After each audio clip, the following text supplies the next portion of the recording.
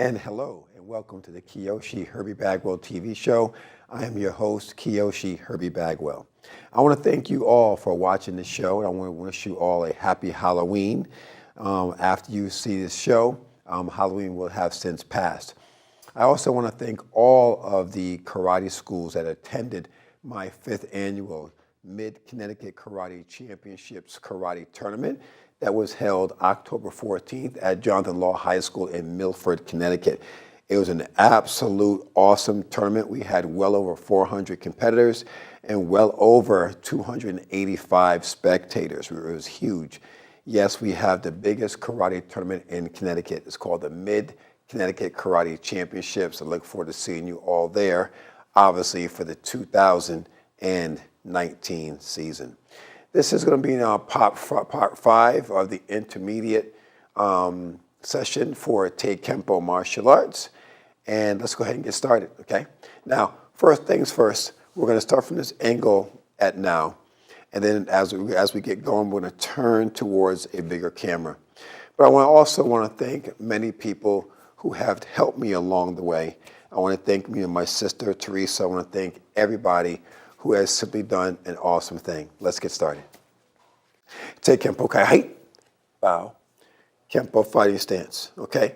Now, we went through all of our beginner, we went through all our intermediate, so now I want to go into the intermediate and blend into the advanced, okay? Here we go. So hands are up. Now, this is called purple white belt, combinations 12A and 12B. 12A, block, grab, turn, snap, inside, aya, right over left. From a side view, okay, hands are up. 1, 2, 3. I snap, I go inside, side kick, right over left, okay? So all of those are obviously Kempo combinations. When you're doing the Kempo combinations, you always want to make sure that your kicks are low, because in Kempo, only one kick really goes high, and that's going to be like in the beginner, which I will go back to that in just a moment. But now let's finish up 12B. 12B is going to the ground, so I'm going to narrate this to more so than going to the ground, okay? So my hands are up, straight punch or a hook, it doesn't matter. I block, grab, turn, snap, inside, grab the bicep. As I foot sweep and bring the person down, I'm going to stop right there, and I'm going to go from a side stance or a side view, okay? Block, grab, turn, snap, go inside, grab the bicep. Foot sweep. As I'm going down to the ground, my right knee will crash heavily into the person's chest. I slide up, break the wrist, kick, aya, right over left. Simple. Okay. Now, one of the very few kicks in Taekwondo or Shaolin Kempo martial arts goes to the neck. And that's combination 6B and 7. And that's in the orange belt. Okay, so let me just show you that from 2 views. And this is orange belt, okay? From here, I cross block, step, left, right, left. Now I had the person by their forearm. I turn my back foot away from me. The more that I lean back, the higher my kick, okay? So kick right over left. Now from a side view, okay? And this is orange belt, people, okay? Cross block, step, grab the wrist, grab the forearm. I protect my face. I'm looking at my opponent. I turn my left foot away from my opponent, okay? My right leg does the kicking. Aya, right over left. Simple, okay? Let's go ahead and resume. Now, when you get to the intermediate part of Taekwondo martial arts, you're talking about at the apex or at the precipice. You're almost at the midpoint. You don't want to go back, but you want to go forward. And this is where the martial artist has to really dig his or her heels in and say, okay, I'm in it to win it. And to win it is that black belt. And once that student earns that black belt, it's a whole new world. It's just amazing on what happens with that student, okay? Now, hands are up.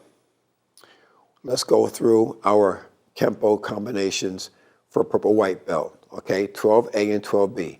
12A, break, grab, snap, turn, grab, kick. That's 12A. 12B, from a side stance or a side view. I block, grab, turn, snap, come inside, foot sweep. I bring the person down, right knee crashes in the person's chest. I set up their right hand, break the wrist, kick. Okay, and cover. Now I'm going to get into purple belt for Jun-gun. In the Taekempo martial arts discipline, we focus on two different arts, Taekwondo and, of course, Kempo. These two different disciplines blended in together is called Taekempo martial arts. Taekempo martial arts is a firm, in close combat art. When the person wants to expand, we can contract, but still be effective. If the person wants to, somewhat contract, then yes, we still can expand, but still be able to block and be effective. And I don't want to go too much off camera. But the point I'm making is that Taekempo martial arts is a brilliant close quarter combat art. And when you combine Taekempo, again with Taekwondo and Kempo, when you start the point fight, or if you're doing forms, or if you're doing any of the 6 weapons that Taekempo martial arts has, then you have a complete package of a martial arts discipline. No, we're not a system. A system has a beginning and an end. Everybody has a system. You got diet systems, supplement system. Everything is a system. And systems normally fail if you don't do your homework. Okay, I won't mention any big names, but there's so many dietary and so many workout systems that fail people because you have to believe in you and not the system. And that's what Taekempo martial art does. Taekempo martial arts helps you to believe in you. So when you begin something, you'll find out there's no end. It's a constant resource of learning, okay? Now let's go into purple belt in terms of Taekwondo, which is called Jun-gun, okay? Jun-B, Hana, I come here, breathe out, look, strike, snap kick, press and block, turn, strike, snap kick, press and block. Look at my opponent, double knife, half step, forearm strike. Double knife, half step, forearm strike. Chamber, double high, chamber, double low, ki. Now, my back will be to you only for a moment, but from here, I chamber, turn, X block. Strike, punch. Now, I'm gonna do the same move. I have my back to you so you can see what those next moves are. So I'm here, chamber, turn, X block, strike, punch, chamber, strike, punch, chamber, to forearm block, lift, snap into a riding horse stance, back leg, side kick, to forearm. Now, this brings me to my next part in the show where I start to answer questions. I got a question from Seekonk, Massachusetts, if I'm pronouncing it right. And it's a 2-part question, so I want to thank you, those that are watching out there in Seekonk. I really appreciate you. And the question was, Kyoshi Bagwell, how can I be effective with the back leg kick? And the person tends to hurt their knee doing a back leg kick? Well, great question.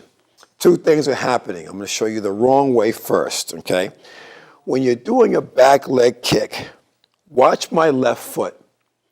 The back leg kick from a fighting stance like this, most people want to kick with the back foot. Watch my left foot here. They want to kick like this. You see how the foot didn't turn all the way? And what's happening is you're torquing that knee or the ankle and even the hip, believe it or not. When you get past 50, you'll understand what I'm talking about with the hip and the knee and all the joints, okay? So you really have to have good technique. That's what it comes down to. Here's the proper way of doing a back leg kick, and I'm going to do it in 3 different directions so you can get a good idea. If I'm fighting someone like this, okay, and I want to do a back leg kick, I'm going to do it slow at first, slow, medium speed.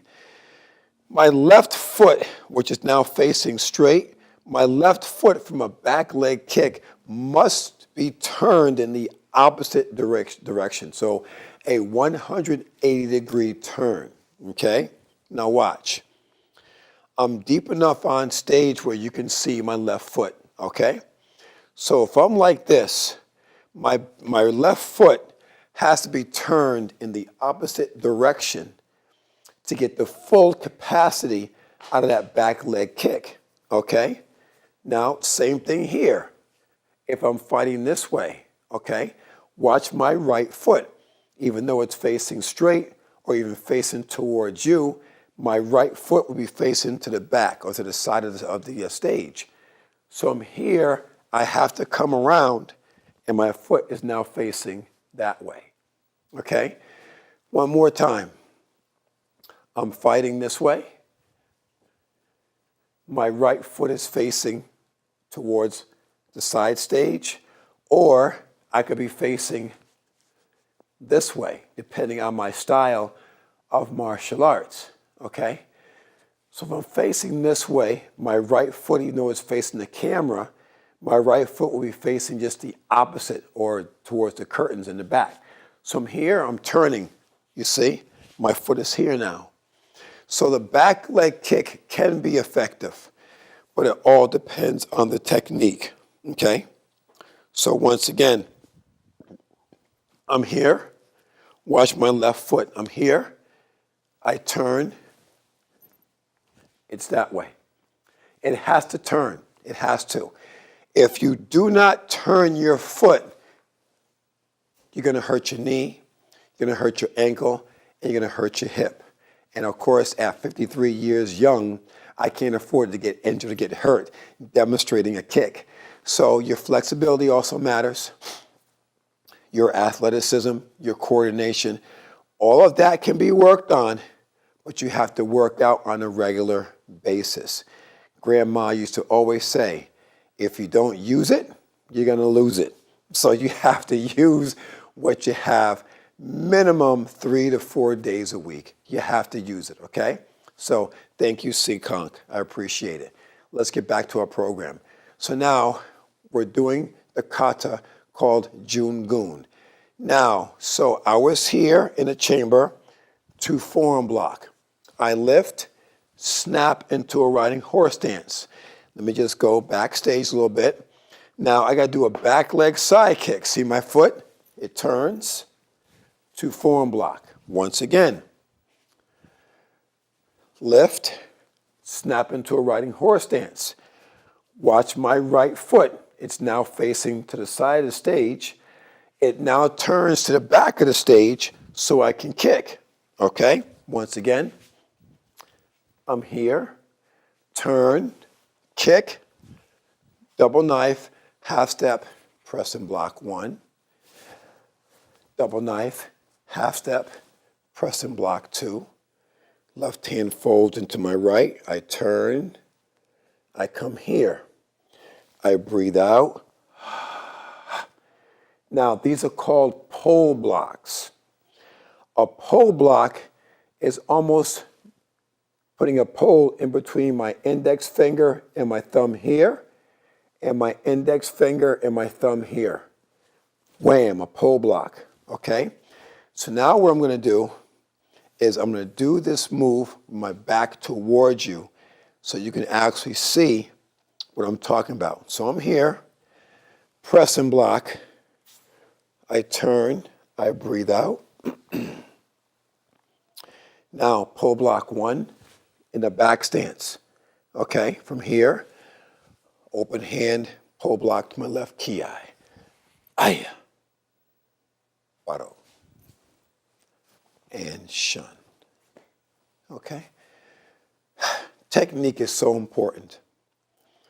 Playing baseball, this is good, this is bad. You got to have a higher elbow in baseball. When you're playing basketball, from a side view, I have to have a good elbow, okay? Facing you, this is bad, this is good. So I can have that arc, okay? In football, playing quarterback, I've seen a lot of quarterbacks.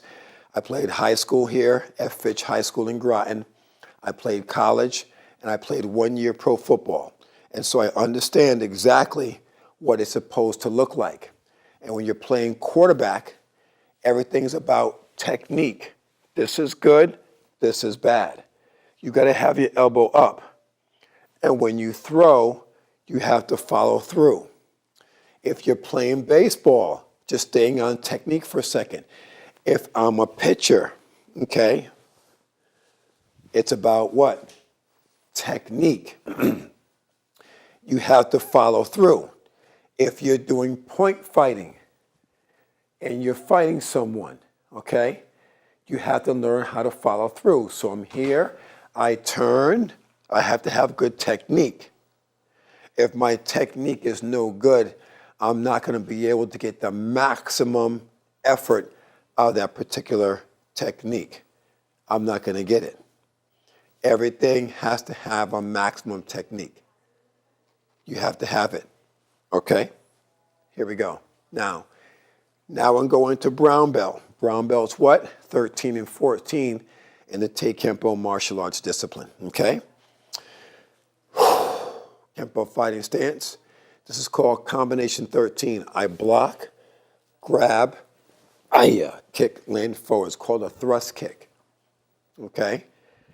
From a side stand, from a side view, block, grab, kick, land. Okay? Now, 14B. 2 ways, okay? Always 2 views.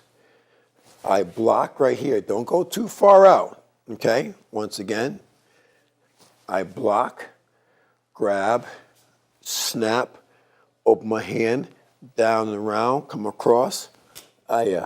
Forearm strike. You don't want to land over here. You want to land even, okay? One more time from a side view, okay? Block, grab, snap with the elbow, down and around, grab the person's shirt. Elbow strike. Now we're going into brown black. And then I'll go back to Taige. And Taige is called the kata in Taekwondo, which is the brown belt kata. It's called Taige. Okay, so here we go. Nice and strong. Combinations for brown black is 14A and 14B. So I cross block, step, dip, hammer strike, knife hand to the neck, iron palm to the jaw, right over left. Okay? Side view. Cross block, step, dip, hammer strike, 1, 2, 3, right over left. We're going to have a self-defense session on this show, more than likely before the first of the year, okay? So stay tuned for that. Okay, here we go. Now, back to brown belts called Taige, the brown belt kata for Taekwondo, okay? Junbi. I look, strike, knife hand, extract. Strike, knife hand, extract. Double knife to a front stance. Kick, right, left. Left hand comes down, right hand comes over top. I turn, I breathe out. Okay, take a. 1, 2, these are outside, inside crescent kicks. 3, 4, okay. 5, 6. Double knife. Let me just come up stage from here. So we're in a double knife stance right here. Okay, I come forward. I strike. I come back. Let me just back up some. I jump up.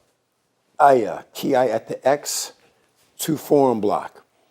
Now, I'm going to do the same move this way so you can see the entire kata. I turn, double knife, side stance to a front stance, middle block. I step, X, snap down, 1, 2, all middle blocks, 3, punch ki. Aya. Baro, and shun. Tege. Tege is the brown belt kata for Taekwondo. In Tae Kempo martial arts, you are now in the advanced part of Tae Kempo martial arts. You're going to learn how to teach. You're going to start teaching little kids. You're going to start teaching underbelts, so to speak, like a white belt, yellow belt, orange belt. You're going to start teaching all those kids, and the most important thing is your enthusiasm.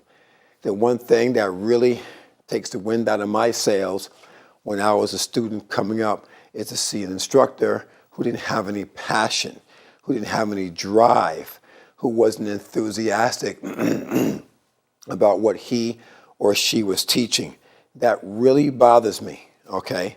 So I'm very animated, I'm very enthusiastic, I'm very passionate about what I do, to the point where, owning karate schools is wonderful because I would do this for free. That's when you really know where your passion is.